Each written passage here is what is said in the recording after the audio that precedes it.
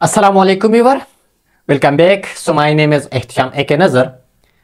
तो कैसे है व्यूअर? मैं उम्मीद करता हूँ कि आप खैर खैरियत से होंगे और मैं आपके लिए दुआ गो हूँ कि आप अपने लाइफ में खुश रहो। ठीक है, तो इस वीडियो लेक्चर में हम डिस्कस करेंगे या स्टार्ट करेंगे क्लास 10 केमिस्ट्री, जिसको चैप्टर नंबर 1 या यूनिट नंबर 1 जो है ये हमारे पास एक केमिकल इक्विलिब्रियम है। यानी इस वीडियो लेक्चर में हम एक न्यू चैप्टर स्टार्ट करेंगे क्लास 10 का, जो कि हमारे पास है केमिकल इक्विलिब्रियम। ठीक है, केमिकल इक्विलिब्रियम को हम टॉपिक वाइज स्टडी करेंगे और फिर हम इसको कंप्लीट करेंगे। लेकिन इस चैप्टर का जो फर्स्ट 2 वीडियो लेक्चर्स है ये बहुत इंपॉर्टेंट होने वाली है। ठीक है, क्योंकि इसका बेसिक हम इस 2 वीडियो में डिस्कस करेंगे। तो अगर आप इस 2 वीडियो को अच्छी तरह देखकर इसको समझे तो फिर आगे इस चैप्टर में आपको कोई भी टॉपिक मुश्किल नहीं होगी। ठीक है, तो चलो स्टार्ट कर लेते हैं कि केमिकल इक्विलिब्रियम क्या होता है। केमिकल इक्विलिब्रियम के बारे में मैं 2 वीडियो बनाऊंगा, पार्ट 1 एंड पार्ट 2। पार्ट 1 में हम इसको बेसिक डेफिनेशन यानी बेसिक कंसेप्ट हम इसका समझेंगे और फिर पार्ट 2 में हम इसको थोड़ा डिटेल में पढ़ेंगे। ठीक है, तो चलो स्टार्ट कर लेते हैं कि केमिकल इक्विलिब्रियम क्या होता है। तो सबसे पहले अगर देखा जाए तो केमिकल इक्विलिब्रियम 2 वर्ड से बना हुआ है। एक हमारे पास है केमिकल एंड सेकंड वन है हमारे पास इक्विलिब्रियम। ठीक है, तो एक टॉपिक को डिटेल में समझने से पहले आप पहले इस टॉपिक का वर्ड को देखें कि इसका वर्ड का मतलब क्या है। तो यहाँ पर 2 वर्ड्स है, एक हमारे पास है केमिकल एंड सेकंड वन है हमारे पास इक्विलिब्रियम। तो केमिकल का मतलब है chemical reaction, chemical reaction.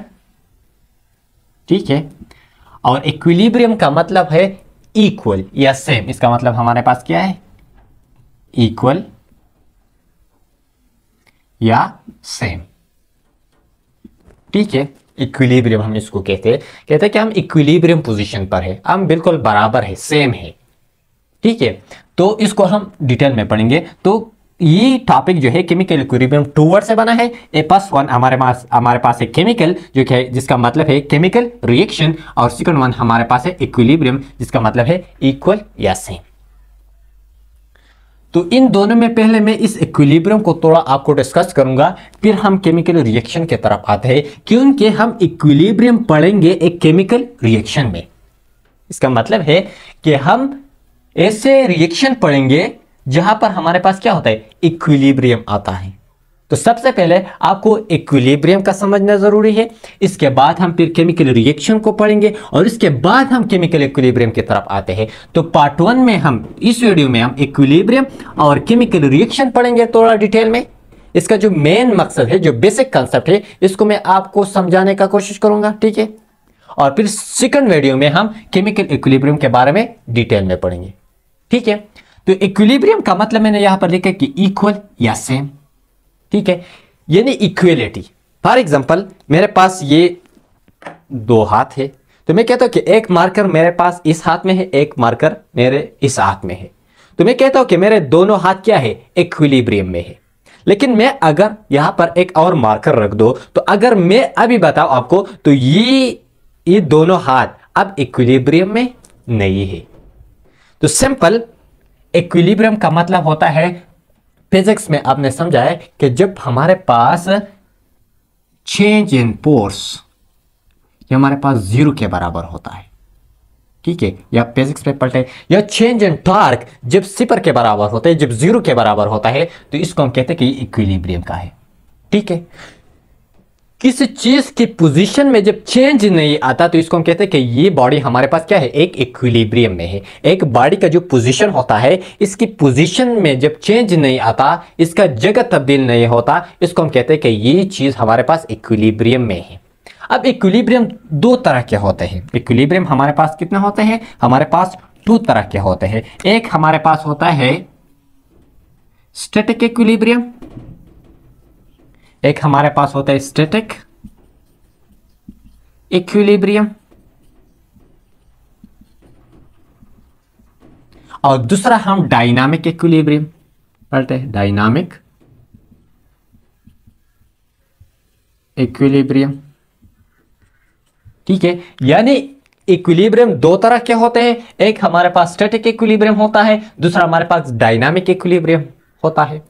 Chemistry में हम ज्यादातर डायनामिक इक्विलिब्रियम को पढ़ेंगे, क्योंकि आपको ये कंफ्यूज नहीं होगा कि डायनामिक इक्विलिब्रियम क्या है, उसको हम डिस्कस करेंगे अभी। एक हमारे पास स्टैटिक इक्विलिब्रियम है जो कि ज्यादातर हम फिजिक्स में पढ़ते हैं। फॉर एग्जांपल मेरे पास यहां पर क्या है, मेरे पास एक टेबल है यहां पर,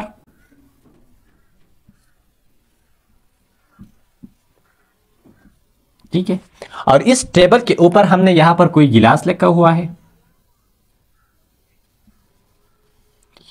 यानी मेरे पास एक टेबल है, ठीक है, और इस टेबल में हमारे पास क्या है, हमारे पास एक गिलास का पानी यहां पर हमने रख दिया है। अब इस गिलास पानी के पोजीशन में कोई चेंज नहीं आता, तो जब हमारे पास इस गिलास की इस पोजीशन में हमारे पास कोई चेंज नहीं आता, तो इसको हम कहते हैं कि ये जो इक्विलिब्रियम है, ये इस इक्विलिब्रियम को हम कहते हैं स्टैटिक इक्विलिब्रियम, क्योंकि इसका पोजीशन चेंज नहीं होता। तो जब इसका पोजीशन चेंज नहीं होता तो ऐसे बॉडी को हम कहते हैं कि ये इक्विलिब्रियम पोजीशन पर है। तो जो इक्विलिब्रियम, तो ये भी हमारे पास इक्विलिब्रियम है, लेकिन ये जो इक्विलिब्रियम है इसको हम कहते हैं स्टैटिक इक्विलिब्रियम। क्या? स्टैटिक इक्विलिब्रियम, हालती सुकून, इसको हम उर्दू में कहते हैं हालती सुकून में है ये बॉडी, ठीक है। तो इक्विलिब्रियम दो तरह के होते हैं, एक हमारे पास स्टैटिक इक्विलिब्रियम, दूसरा हमारे पास डायनामिक इक्विलिब्रियम। तो स्टैटिक इक्विलिब्रियम हमारे पास ये इक्विलिब्रियम है, ठीक है। अब डायनामिक इक्विलिब्रियम क्या है? तो डायनामिक इक्विलिब्रियम को समझने के लिए थोड़ा एक डायग्राम बना रहा हूं आपके लिए। फॉर एग्जांपल मेरे पास 2 बीकर है बड़े साइज के, एक हमारे पास ये बीकर है, ये मैं आपको समझाने के लिए बता रहा हूं। एक हमारे पास ये बीकर है और दूसरा हमारे पास ये बीकर है। इस बीकर में हमने यहां से पाइप को यहां डाला हुआ है, ठीक है। अब यहां पर हमारे पास नल है, ठीक है, कोई नल है, स्टॉपर है। यहां पर हमने इसमें पानी डाला, तो जब पानी डाला यहां तक भर दिया, ठीक है। अब मैं कहता हूं कि यहां पर हमारे पास 0 या हमारे पास 50 या हमारे पास 100, यानी 50 वाटर है। या यहां पर मैं कहता हूं कि यहां पर हमारे पास 80% वाटर है, 50 नीचे है यहां पर। तो जब ये हमारे पास 80% वाटर कंप्लीट हुआ, ठीक है, या मैं कहता हूं कि मेरे पास 100% वाटर है। तो जब हमारे पास 100% वाटर है, अभी मैंने बाहर से यहां पर वाटर डालना बंद किया, यानी यहां से हमने वाटर डालना बंद कर दिया। एक मोटर यहां पर, माने इलेक्ट्रिकल मोटर यहां पर मैंने लगाया हुआ है, और इनसे एक पाइप ऐसे आया है, ठीक है, और मैंने उसको कोई बिजली से कनेक्ट किया हुआ है कि इलेक्ट्रिकल करंट इसको मैंने दिया है। सबसे पहले मैंने इस नल को स्टार्ट किया, तो नल को जब स्टार्ट किया तो ये वाटर नीचे आएगा। तो जब ये यहां पर पहुंच जाएगा ऐसे, यहां पर 0, यहां पर 50, यहां पर 100, तो जब यहां से मैंने नल को स्टार्ट किया, अब यहां से पानी कम होता जाएगा, कम होता जाएगा। तो जब ये पानी कम होता जाएगा, ऐसे कम होता जाएगा, यहां पर आ जाएगा, ठीक है। मैं कहता हूं कि यहां से 50% वाटर जो है इस बीकर में आया, यानी यहां पर हमारे पास कितना वाटर रह गया? 50%। तो जब यहां से 50% वाटर आए यहां पर, और इस टाइम पर मैंने मोटर स्टार्ट किया, यहां पर जो बिजली का मोटर है इसको स्टार्ट किया। अब यहां से वाटर आएगा ऐसे यहां पर, और मैंने ये नल खोला हुआ है, तो जिस स्पीड से, यानी यहां पर जो V है, या आप इसको S से रिप्रेजेंट करते हैं, S1 आप ले ले या V1 आप ले ले, ये जो स्पीड है यहां पर ये वाटर इस बीकर से यहां पर आएगा, इसका भी हमारे पास कुछ स्पीड होगा जो S या V से रिप्रेजेंट, इसको मैं 2 कहता हूं, और मैं कहता हूं कि इस S1 बराबर होगा S2 का। यानी इस बीकर से जो पानी का स्पीड है, इस बीकर से इस बीकर में ये वाला स्पीड, और इस बीकर से इस बीकर में जाने वाला स्पीड बराबर होगा। यानी इसका मतलब ये कि जितना वाटर इस बीकर से इस बीकर में आएगा, तो इतना वाटर इस बीकर से इस बीकर में जाएगा। आप समझ रहे हैं ना मेरे पॉइंट? यानी जिस स्पीड से वाटर इस बीकर से इस बीकर में आ रहा है, इस स्पीड से ये वाटर इस बीकर में जा रहा है।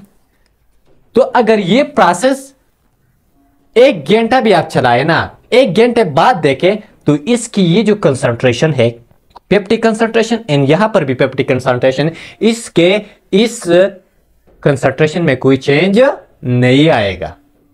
ठीक है, तो जब नहीं आएगा तो अगर आप 2 घंटे बाद भी देखें तो वही पोजीशन होगा। 2 दिन अगर ये प्रोसेस चलता जाएगा तब भी ये पोजीशन नहीं बदलेगा। तो किस में, इक्विलिब्रियम में है कि नहीं है, इक्विलिब्रियम में है। तो इसी तरह इस किस्म का जो इक्विलिब्रियम है इसको हम कहते हैं डायनामिक इक्विलिब्रियम। ठीक है, या इसको आप एक और एग्जांपल से समझ सकते हैं, जो रस्साकशी होता है। फॉर एग्जांपल दो साइड है, एक साइड पर पांच लोग है, दूसरे साइड पर 5 लोग है, और दोनों रस्सी को अपनी तरफ पुश करते हैं।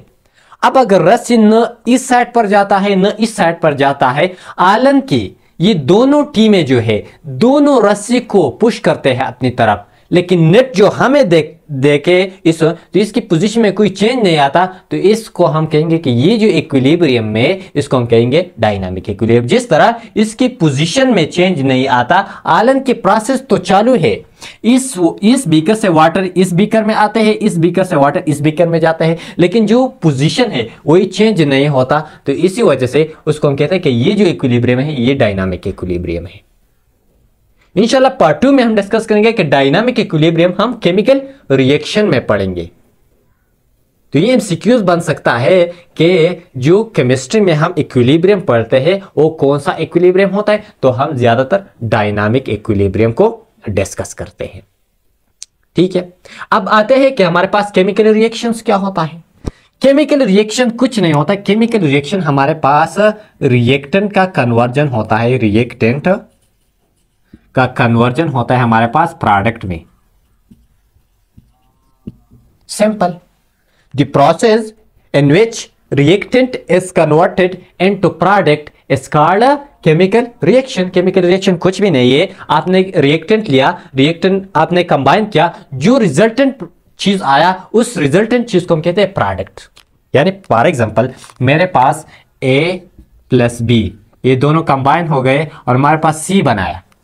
अब क्या है, A और B हमारे पास रिएक्टेंट है, जो C बनाया ये हमारे पास क्या है, प्रोडक्ट है।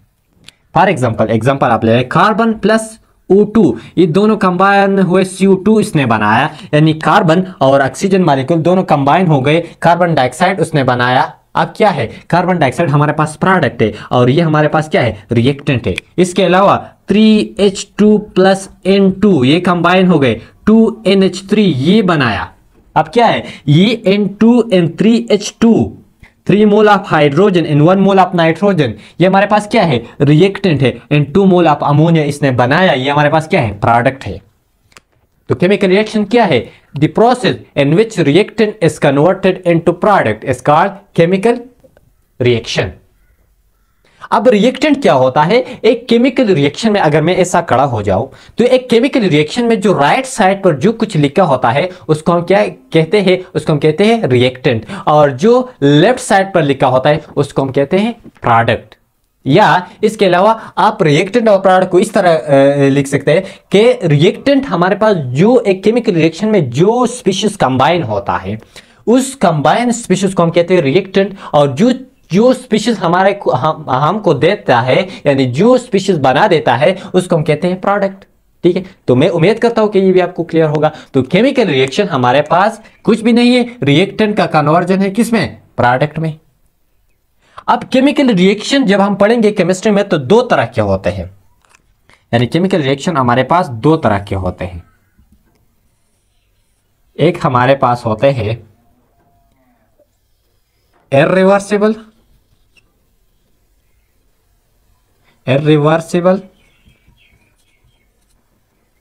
रिएक्शन, और एक हमारे पास होता है रिवर्सिबल रिएक्शन। यानी रिएक्शन हमारे पास दो तरह के होते हैं, एक हमारे पास होता है रिवर्सिबल रिएक्शन और दूसरा हमारे पास होता है इरिवर्सिबल रिएक्शन। यानी जनरल एग्जांपल, अगर हमारे पास A प्लस बी ये हमारे पास रिएक्टेंट है, ये हमारे पास कन्वर्ट होता है किसमें, प्रोडक्ट में, यानी C में। यानी चलो मैं एक और तरीके से इसको रिप्रेजेंट करता हूं कि यहां पर हमारे पास क्या है, मेरे पास है कि रिएक्टेंट अगर हमारे पास प्रोडक्ट में कन्वर्ट होता है, प्रोडक्ट में ये प्रोसेस होता है, लेकिन प्रोडक्ट हमारे पास रिएक्टेंट में कन्वर्ट नहीं होता, तो इस किस्म के रिएक्शन को हम कहते हैं इरिवर्सिबल रिएक्शन। इरिवर्सिबल रिएक्शन में हमारे पास रिएक्टेंट तो प्रोडक्ट में कन्वर्ट होते हैं, लेकिन प्रोडक्ट रिएक्टेंट में कन्वर्ट नहीं होता। तो इस तरह आप लिख सकते हैं, the type of reactions in which the reactant is converted into product but the product does not converted into reactant। ठीक है, यानी the type of reaction इस तरह भी आप लिख सकते हैं, the type of reaction which proceed in one direction, और वो कौन सा डायरेक्शन है, फॉरवर्ड डायरेक्शन में, और वो बैकवर्ड डायरेक्शन में प्रोसीड नहीं होता। यानी सिंपल, हमारे पास रिएक्टेंट प्रोडक्ट में तो कन्वर्ट होते हैं, लेकिन प्रोडक्ट रिएक्टेंट में दोबारा कन्वर्ट नहीं होते।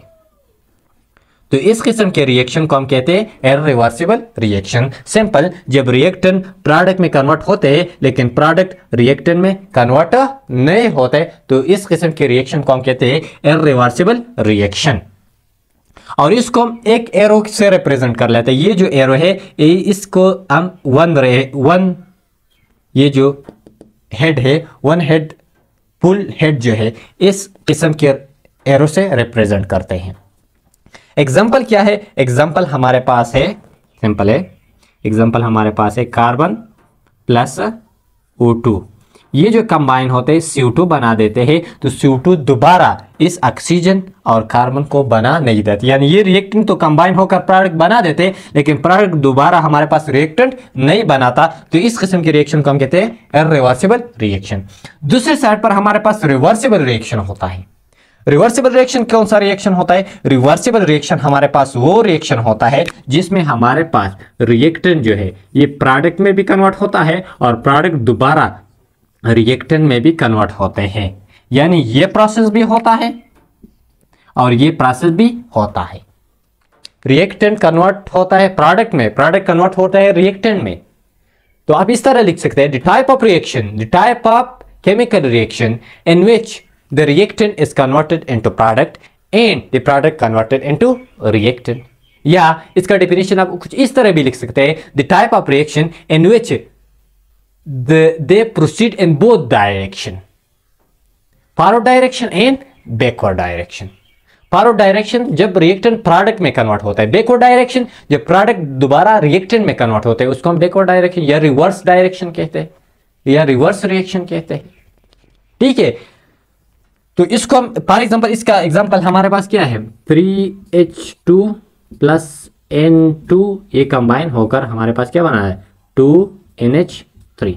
तो यहां से आप देख सकते हैं कि ये हम 2 हाफ एडेड एरो से रिप्रेजेंट कर सकते हैं। तो कोई भी रिएक्शन अगर आपको दिया गया हो और आपसे पूछे कि इसमें रिवर्सिबल रिएक्शन कौन सा है और इरिवर्सिबल रिएक्शन कौन सा है, तो सबसे पहले आपको ये एरो देखना है। अगर एरो इस तरह है तो ये हमारे पास इरिवर्सिबल है, और अगर एरो इस तरह है तो इसका मतलब ये है कि ये दोनों कंबाइन होकर ये बना देता है, यानी ये रिएक्टेंट कंबाइन होकर प्रोडक्ट बना देते हैं, लेकिन प्रोडक्ट दोबारा ये रिएक्टेंट बना देता है। तो इस किस्म के रिएक्शन को हम कहते हैं रिवर्सिबल रिएक्शन। रिवर्स का मतलब क्या है, रिवर्स, दोबारा अपनी पोजीशन पर आना। हम कहते हैं कि रिवर्स गियर लगाओ, दोबारा पीछे आओ। तो जब एक बार रिएक्टेंट प्रोडक्ट में कन्वर्ट होते हैं तो प्रोडक्ट दोबारा रिएक्टेंट में कन्वर्ट होते हैं, तो इसी वजह से उसको तो हम कहते हैं रिवर्सिबल रिएक्शन। और जब रिएक्टेंट प्रोडक्ट में कन्वर्ट होता है तो ये फॉरवर्ड रिएक्शन है, और जब प्रोडक्ट दोबारा रिएक्टेंट में कन्वर्ट होता है तो ये एक रिवर्स रिएक्शन है। ठीक है, या बैकवर्ड रिएक्शन है। तो ये था कुछ केमिकल इक्विलिब्रियम के बारे में, इसका बेसिक।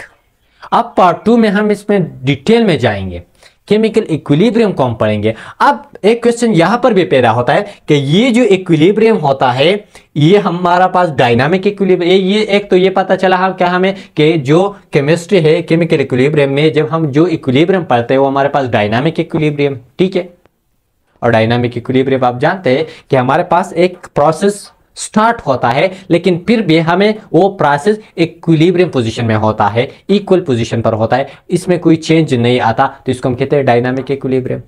और फिर अब हम पढ़ेंगे कि आया डायनाजी जो इक्विलिब्रियम है ये हम इरिवर्सिबल रिएक्शन में पढ़ेंगे कि रिवर्सिबल, तो ये हम पढ़ेंगे रिवर्सिबल रिएक्शन में। ठीक है, ये दूसरा इंपॉर्टेंट क्वेश्चन है कि केमिकल इक्विलिब्रियम में वो केमिकल रिएक्शन जहां पर हम इक्विलिब्रियम पढ़ते हैं तो हमारे पास है रिवर्सिबल रिएक्शन, यानी इरिवर्सिबल रिएक्शन में हम इक्विलिब्रियम नहीं पढ़ेंगे। कौन से रिएक्शन हम पढ़ेंगे? रिवर्सिबल रिएक्शन में हम इक्विलिब्रियम को डिस्कस करेंगे। ठीक है, तो पार्ट 2 का देखना भी ये बहुत इंपॉर्टेंट जरूरी है इस चैप्टर के लिए। ठीक है, तो जो लोग इस चैनल पर नए हैं, चैनल को सब्सक्राइब कीजिए, लाइक कीजिए और अपने दोस्तों के साथ जरूर शेयर कीजिए। And thank you for watching.